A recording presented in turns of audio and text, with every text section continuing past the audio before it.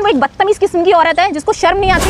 कंगना रनावत देश में आगे नहीं बताएंगी, जैसे कंगना रनावत देश को बताती है कि आजादी कब मिली थी, वैसे ये मूवी होगी उनकी इमरजेंसी, जिसमें वो बता रही है कि इमरजेंसी क्यों लगी थी। तो बोल दीजिए ना मैं बीजेपी का प्रवक्ता हूँ, आइए मेरे साथ खड़े हो जाइए और कर लीजिए डिबेट। अगर आप बीजेपी के प्रवक्ता है तो बीजेपी के प्रवक्ता नहीं है ना आप, तो फिर आप सवाल भी निष्पक्ष कीजिए ना। आप तो बिल्कुल बीजेपी के प्रवक्ता बने घूम रहे हैं, उनका सवाल आपको भेजा है क्या उन्होंने? गांधी जी कौन है? एक टी शर्ट पहनते हैं वो जो यूथ को रिप्रेजेंट करता है, उस टी शर्ट में वो लगातार घूमते हैं।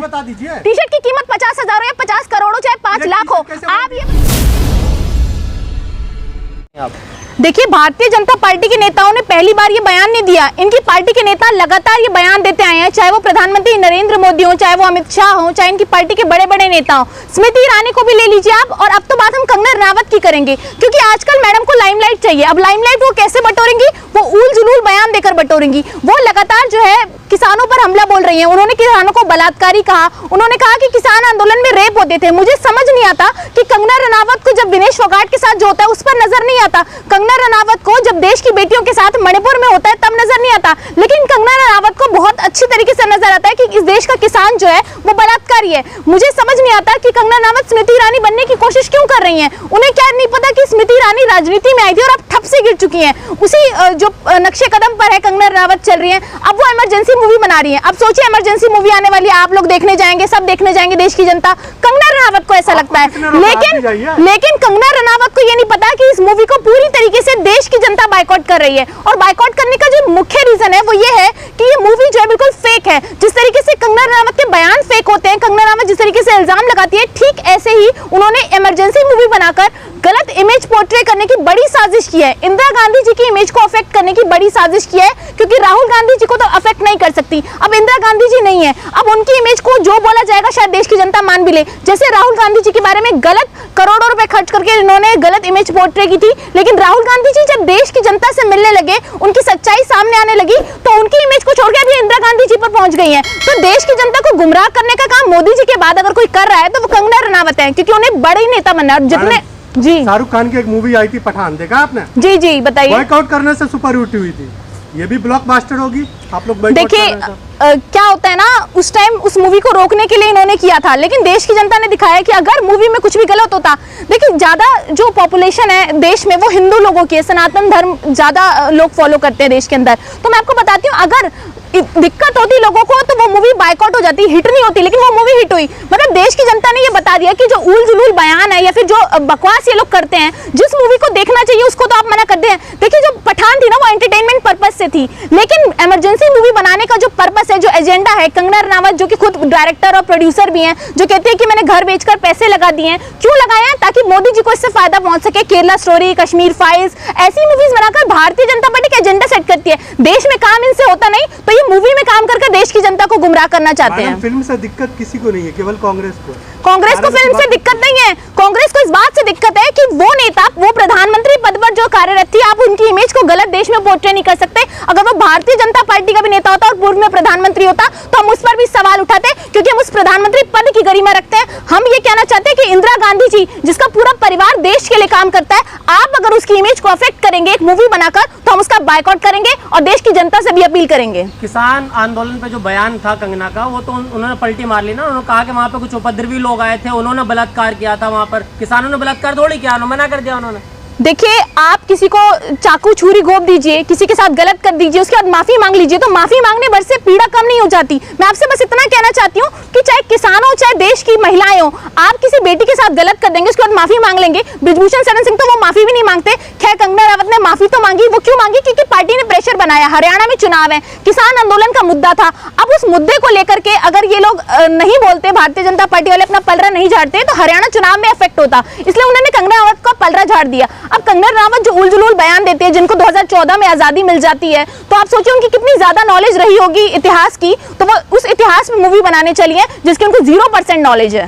कंगना रनावत राहुल गांधी को बोलती है जोकर है, मानती है जोकर है? देखिए इन्होंने तो राहुल गांधी जी को शहजादा भी कहा था। अब शहजादा की डेफिनेशन क्या है? शहजादा किसे कहते हैं? देखिए बिल्कुल, मैं तो राहुल गांधी जी को शहजादा नहीं मानती, क्योंकि इसलिए मैं आपको दोनों चीजों का जवाब दूंगी, शहजादा और जोकर। आप मुस्कुरा भी रहे हैं, शायद आपको खुशी हो रही होगी राहुल गांधी जी को उल्टा बोलने पर, लेकिन मुझे बिल्कुल खुशी नहीं है, क्योंकि देश के लिए उनका परिवार न्यौछावर हो गया। शहजादा कहते थे उनको। करोड़ों लाखों का सूट मोदी जी पहने, करोड़ों की प्लेन्स में मोदी जी बैठे। राहुल गांधी जी कौन है? एक टी शर्ट पहनते हैं वो जो यूथ को रिप्रेजेंट करता है, उस टी शर्ट में वो लगातार घूमते हैं। बता दीजिए टी शर्ट की कीमत 50,000 या 50 करोड़ चाहे 5 लाख हो। आप ये बताइए मुझे कि अगर हम महंगे कपड़े पहने, किसान महंगे कपड़े पहने तो आपको दिक्कत है, बीजेपी वालों को दिक्कत है, लेकिन मोदी जी करोड़ों रुपए का सूट पहनते हैं, आप खुश हैं? आप ये बताइए प्रधानमंत्री को करोड़ों का सूट पहन की क्या जरूरत है रिप्रेजेंट करने की? प्रधानमंत्री है मैडम, तो हमारे टैक्स के पैसे ऐसे, हमारे टैक्स के पैसे ऐसे आप उड़ाएंगे देश पर? अगर मोदी जी है तो मोदी जी को अधिकार है कि हमारे टैक्स के पैसों को, देश की जनता के पैसों को उड़ाएं। वो मोदी को किसने अधिकार दिया? प्राउड फील होना चाहिए कि देश के प्रधानमंत्री। हमें नहीं होता प्राउड फील, हम नहीं चाहते कि हमारे देश का पीएम करोड़ों रुपए खर्च कर दे, हमारे टैक्स के पैसों को डुबा दे, पूरे स्टॉक मार्केट को क्रैश करवा दे। हम नहीं चाहते ऐसा प्रधानमंत्री। हम तो राहुल जी को प्रधानमंत्री मानते हैं और उन्हीं को प्रधानमंत्री देखते हैं। और आप देखिएगा कि अगली बार प्रधानमंत्री वही होंगे। राहुल जी एक टी शर्ट पहनकर घूमते हैं, जनता से मिलते हैं, गरीबों के साथ खाना खा लेते हैं। तो शहजादा कौन है ये देश की जनता को पता है। बिल्कुल एक ही टी शर्ट पहनते हैं, वो उनको जरूरत नहीं है अलग अलग रंग पहनने की मोदी जी की तरह, क्योंकि उन्हें अच्छा नहीं दिखना, उन्हें देश के लिए काम करना है। वो यहाँ पर फैशन शो में नहीं आए कि अलग अलग ब्रांड्स के कपड़े पहनकर दिखाए। वो एक ही टी शर्ट पहनते हैं और एक ही टी शर्ट पहनेंगे। आपके अंदर तो बीजेपी की ऐसी अंधभक्ति घूम रही है, कारिता के मॉरल्स को भी भूल चुके हैं। सवाल कर दिया तो बीजेपी का अंधभक्त है।